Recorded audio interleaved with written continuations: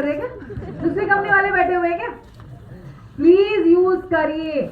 हमारे एक डिस्ट्रीब्यूटर एक के घर पे जाते हैं प्लान लगाने के लिए, बोलते बहुत बढ़िया प्रोडक्ट है, ऐसा है वैसा है। सामने वाला पूछता है सर टेस्ट कैसा है उसका? बोलते मैंने तो कभी नहीं पिया, लेकिन आप पी के देखो बहुत अच्छा टेस्ट है।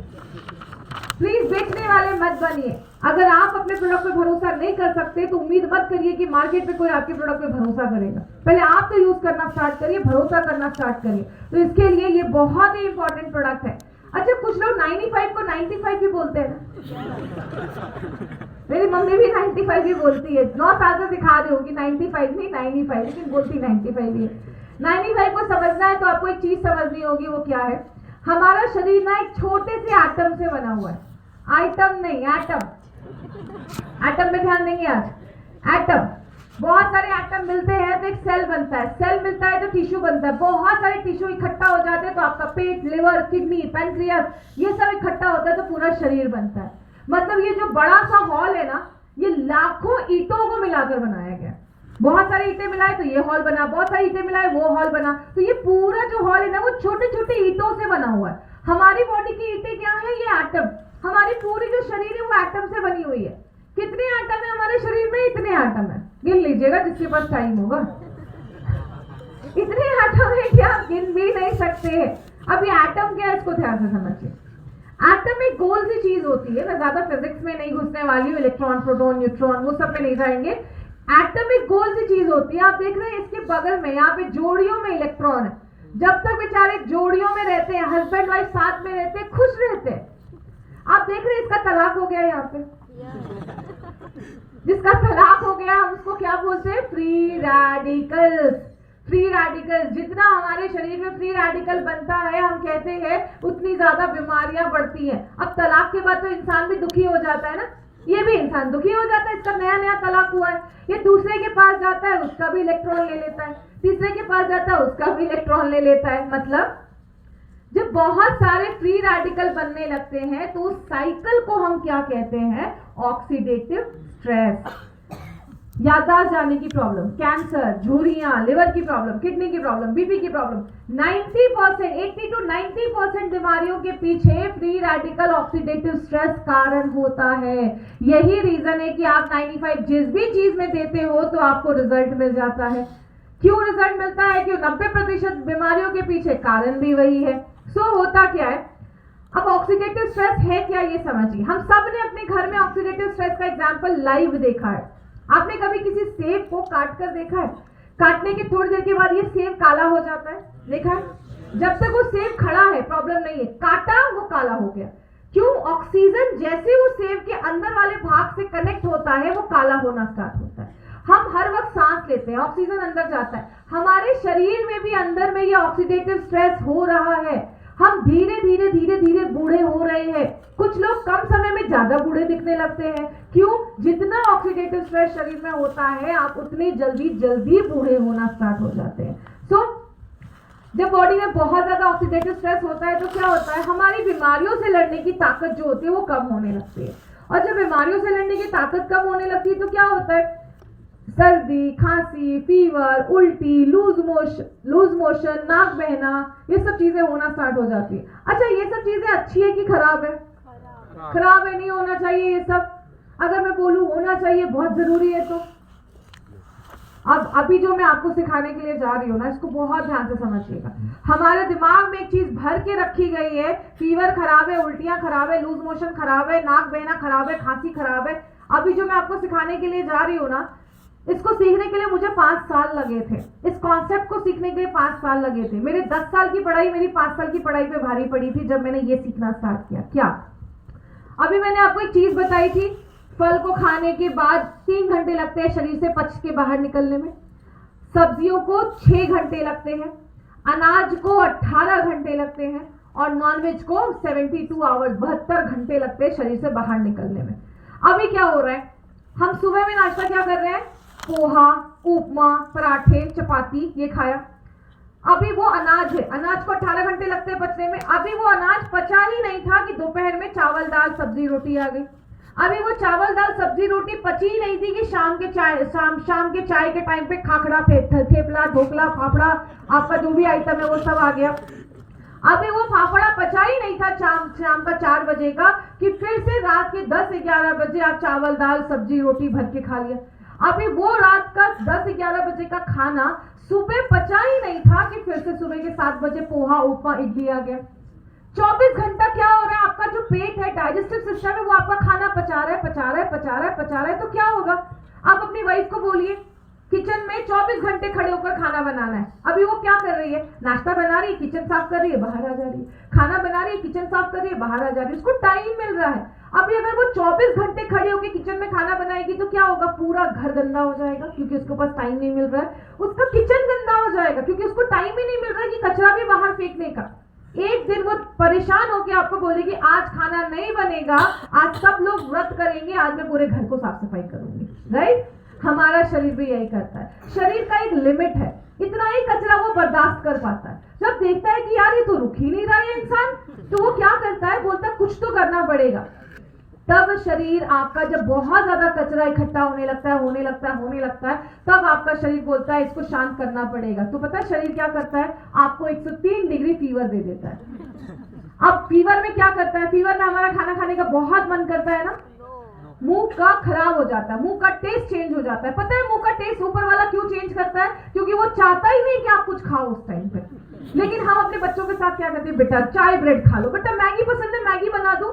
बॉडी नहीं चाह रहा, आप जानवरों से सीखो। जानवर बीमार होते हैं तो खाना बंद कर देते हैं, जानवर बीमार होते हैं तो घास खाते हैं, शेर बीमार होता है तो घास खाता है। हम बीमार होते हैं क्योंकि हमें क्या बोला गया, दवाई लेनी है, हैवी वाली पैरासिटामोल डोलो, ये सब दवाइयां आप खाली पेट तो खा नहीं सकते। तो हम बीमारी के टाइम पे जब ऊपर वाला हमारे मुंह का स्वाद बदल दे रहा है, हम उस टाइम पे उसको जबरदस्ती खाना दे रहे हैं। बॉडी मुंह का स्वाद बदलता है ताकि आप खाना ना खाओ, पेट में खाना नहीं होगा तो बॉडी साफ सफाई करेगा।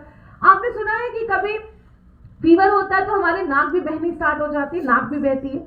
क्यों, हमारा ये जो एरिया है ना, ये खाली एरिया है, इसको हम साइनस बोलते हैं। इसमें जब बहुत ज्यादा टॉक्सिन जमने लगता है तो बॉडी उसको हमारा बॉडी टेम्परेचर क्यों बढ़ाता है, इसके पीछे का कारण पता है क्या है? घी अगर डब्बे में जमी हुई है और हमें घी निकालना है तो हम क्या करते हैं, गरम करते हैं। बॉडी को कचरा जो जमा हुआ है उसको निकालना है तो बॉडी आपके टेम्परेचर को हीट करता है ताकि जो म्यूकस आपका यहाँ जमा हुआ है ना वो नाक के थ्रू बाहर निकले, जो आपके चेस्ट में कफ जमा हुआ है वो खांसी के थ्रू बाहर निकले, जो आपके पेट में खराब चीजें हैं वो उल्टी के थ्रू बाहर निकले, जो आपकी आंतों में बहुत सालों का कचरा जमा हुआ है वो आपका लूज मोशन के थ्रू बाहर निकले। लेकिन हम अक्लमंद लोग क्या करते हैं, मेरा कचरा मेरी जिम्मेदारी अंदर ही रहेगा, देखता हूँ कौन बाहर निकालता है। तुरंत लूज मोशन रोकने की दवा, तुरंत उल्टी रोकने की दवा, तुरंत नाक बहने की दवा, हर चीज की दवाइयां हम जाकर खाने लगते हैं। अभी क्या हो रहा है, बॉडी तो बेचारा, अब आपकी घर की काम वाली बेचारी साफ सफाई करके पूरा अच्छे से बैग में कचरा भर के रेडी करके रखा है कि अभी जैसे होगा मैं बाहर जाकर कचरा फेंक आऊंगी, आपने दरवाजा बंद कर दिया। बॉडी लूज मोशन के थ्रू बाहर निकाल रहा था, आपने दरवाजा बंद कर दिया। अभी काम वाली क्या करेगी, सोफे के नीचे डाल देगी कचरा, क्योंकि उसको तो आपने बाहर जाने नहीं दिया। तो जब कचरा बाहर नहीं जाता है, जब हम इन छोटी छोटी बीमारियों को दवाइयों से सप्रेस करते हैं, छोटी छोटी बीमारियों को दवाइयों से सप्रेस करते हैं, यही दवाई आगे यही बीमारियां आगे चलकर हार्ट अटैक, कैंसर, अलग अलग बीमारियों में बदल जाती है। कैंसर कैसे हो गया, कैंसर किसी को एक दिन में कैंसर नहीं होता है। आपको जब भी कोई बीमारी हुई, आपको जब भी कोई प्रॉब्लम हुई, आपने छोटी छोटी दवाइयां खाना स्टार्ट की, जो भी कचरा शरीर बाहर करने की कोशिश कर रहा था वो कचरा अंदर ही जमने लगा। तो बॉडी ने क्या किया, कचरे को एक मस्त पॉलिथीन वाले बैग में बांधा। और अभी आपको देखो बहुत इंपॉर्टेंट चीज समझाने के लिए जा रहे हो।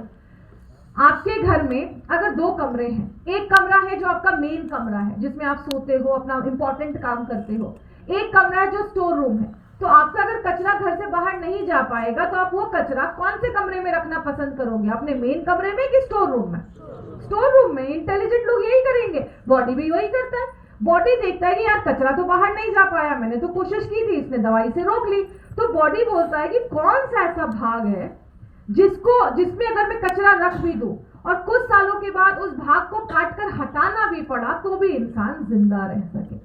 आपने देखा मैक्सिमम किडनी स्टोन बहुत कॉमन होता है, एक किडनी हटा भी दे तो भी दूसरा इंसान एक किडनी पे जिंदा रह सकता है। पित्ताशय, गॉल ब्लैडर की थैली अगर काटकर हटा भी दे तो भी इंसान जिंदा रह सकता है। लिवर अगर आपका 40% खराब भी हो जाए तो भी आप जिंदा रहेंगे। लेडीज में सबसे 2 कैंसर बहुत फेमस है, ब्रेस्ट कैंसर और बच्चादानी, यूट्रस कैंसर। अगर यूट्रस और बच्चादानी, ब्रेस्ट अगर हटा भी दे किसी महिला का तो भी इंसान जिंदा रहेगी। जेंट्स में प्रोस्टेट कैंसर बहुत फेमस है, प्रोस्टेट अगर जेंट्स का हटा भी दे तो भी इंसान जिंदा रहेगा। आपकी आंतों का कैंसर बहुत फेमस है, अगर आंतों को हटा भी दे तो भी इंसान जिंदा रहेगा। कभी आपने नहीं सुना होगा कि इसको दिल का कैंसर हो गया, क्यों? दिल अगर 1 सेकंड नहीं होगा तो इंसान मर जाएगा। तो कभी भी शरीर दिल में कचरा जमा नहीं करता, बॉडी बहुत इंटेलिजेंट है। और हम कहते हैं हमें कैंसर हो गया, एक दिन में कैंसर नहीं होता। ये सारी बीमारियों को जब हम दबाते हैं तब ये बीमारियां हमें हो रही हैं, लेकिन हम क्या कर रहे हैं? इसको भी दवाइयों से दबा रहे हैं, और जब ये हो जाए तो और भर भर के दवाइयां खाते हैं, एंटीबायोटिक लेते हैं, कीमोथेरेपी करवाते, सर्जरी करवाते, जिंदगी भर दवाइयां खाते हैं, क्योंकि हमें ऐसा बोला गया है कि दवाइयां हमें ठीक करेंगी। आप जब से पैदा हुए थे आपको कौन इतने बड़े से इतना बड़ा किया? आपका खाना, आयुर्वेदा, ये सारी चीजें आपको बड़ा की, दवाइयों ने आपको बड़ा नहीं किया। लेकिन हमारे दिमाग में ये चीज भरी हुई है कि दवाइयां हमें ठीक करती हैं, तो ये सारी चीजें हम लेना स्टार्ट करते हैं। हमारा आयुर्वेद कहता है कि अगर बॉडी में ऑक्सीडेटिव स्ट्रेस हो रहा है तो आप एंटीऑक्सीडेंट डाल लो ना। अगर कंप्यूटर में वायरस लगा है तो एंटीवायरस डाल दो। तो हमारा एंटीवायरस क्या है? हमारा एंटीवायरस है एंटीऑक्सीडेंट। ये बहुत इंपॉर्टेंट है। आपको याद है अभी मैंने एक का तलाक करवाया था, इसकी फिर से शादी करवा देते हैं। तो जितना फ्री रेडिकल बन रहा है शरीर में, अगर आप उतनी मात्रा में एंटीऑक्सीडेंट लोगे तो उसको बैलेंस कर देगा, तो बीमारियां नहीं होंगी। अब ये एंटीऑक्सीडेंट किधर मिलता है हमें? किस चीज में एंटीऑक्सीडेंट मिलता है? अंडे में, चिकन में, मटन में, मच्छी में, है ना? इसमें मिलता है जो हम खाते नहीं है। फल में, सब्जियों में प्रकृति ने इंसानों के लिए अलग अलग कलर बनाए हुए हैं। कितनी वैरायटी की सब्जियां होती, कितने वैरायटी के फल होते हैं। आप देखते हो एक गाय वही सूखा हुआ भूसा खा के और वही हरी घास खा के वो क्या क्या कितना लीटर दूध बना के कितने लोगों का घर पालती है। लेकिन हमारे लिए ऊपर वाले ने इतने सारे कलर वाली चीजें क्यों बनाई है? क्योंकि हमें भर भर के एंटीऑक्सीडेंट की जरूरत होती है। बीमारियां हमें तब होती हैं जब हमारा एंटीऑक्सीडेंट का लेवल कम हो जाता है। यहाँ पे कितने ऐसे लोग होंगे जो लास्ट एक हफ्ते में 1 केजी फल नहीं खाया होगा, 1 हफ्ते में 1 केजी फल नहीं खाया होगा। और कितने ऐसे लोग हैं जो, खासकर लेडीज, भिंडी बनाती हैं, भिंडी जब कढ़ाई में जाती है तो हरी हरी जाती है, निकलती तब है जब पूरी काली होके आती है। भिंडी उधर ही सुसाइड कर लेती है, भिंडी बोलती है मेरे में कुछ नहीं बच गया है। तो हम इतना सब्जियों को ओवरकुक कर देते हैं कि उसमें कुछ बच ही नहीं जाता है। तो कहने का मतलब क्या है? हमारी कंपनी ने सोचा कि हमारे लोग अगर फ्रूट्स नहीं खा पा रहे, फल नहीं खा पा रहे, तो क्यों ना उनको हम पिला दें। इसके लिए हमारी कंपनी ने 95 ग्राम का एक बहुत ही यूनिक प्रोडक्ट बनाया। आपने शायद एक लाइन सुनी होगी, an apple every day keeps the doctor away. रोज एक सेब खाओ, डॉक्टर के पास जाने की जरूरत नहीं पड़ेगी। आपको पता है ये कब बोला जाता था? जब भारत आजाद हुआ था। मतलब पोल्यूशन नहीं था, रेडिएशन नहीं था, इतना कीटनाशक नहीं छिड़का जाता था, तब डॉक्टर बोलते थे कि ठीक है एक सेब खाओगे, क्योंकि उस समय की जरूरत कितनी थी? बस 3000 से 5000, कितना ही ओरैक वैल्यू मिल जाएगा ना तो आपकी लाइफ झिंगा लाला हो जाएगी। लेकिन अभी बोला जाता है कि एक सेब खाने से कुछ भी नहीं होगा। अभी सबके मोबाइल फोन ऑन है, सबका रेडिएशन हमारी बॉडी में आ रहा है। अगर आप दिन भर में 20,000 ओरैक वैल्यू ले रहे हैं तो भी आप सरवाइव कर सकते हैं। आपको बताते हुए खुशी होती है जब आप सुबह उठकर एक पैकेट 95 का सैशे बना के पीते हैं ना, आपको 10 एप्पल खाने के बराबर आपको उतना ओरैक वैल्यू मिलता है, जो शायद कोई इंसान होगा जो 10 एप्पल खाता होगा। मतलब आप 2 से 2.5 केजी एप्पल समझ लो, 2 से 2.5 केजी एप्पल आपको एक सैशे में मिल जाता है, एक पैकेट में मिल जाता है। तो हमारी जो कंपनी ने ये प्रोडक्ट बनाया है इसमें बहुत सारी बेरीज का कॉम्बिनेशन डाला है। कुछ बेरीज इंडिया में मिलती भी नहीं है, ऐसी बेरीज का कॉम्बिनेशन डाला है। अमेरिका में एक कंपनी है जो बस एक अकाई बेरी होता है उसके जूसेस बनाकर बेचती है और उसका करोड़ों में टर्नओवर है। हमारे जैसा कॉम्बिनेशन किसी के पास नहीं है। आपको पता है यहाँ पे जितने भी लोग हैं ना, अगर सबका कैंसर के कौन कौन से टेस्ट होते हैं जिससे पता चलता है कि सामने वाले को कैंसर है कि नहीं है? एक तो बायोप्सी किया जाता है, फिर पेट स्कैन किया जाता है, फिर बहुत सारे ऐसे टेस्ट होते हैं। अगर यहाँ पे सबके कैंसर के टेस्ट किया जाए ना तो हम सबके अंदर कैंसर के सेल्स मिलेंगे, सबके अंदर कैंसर के सेल्स मिलेंगे। इस पंखे को चलाना है या नहीं चलाना है वो हमारे हाथ में। पंखा को चलाना है तो मैं स्विच ऑन करूंगी, पंखा को बंद करना है तो मैं स्विच ऑफ करूंगी। वैसे हमारे कैंसर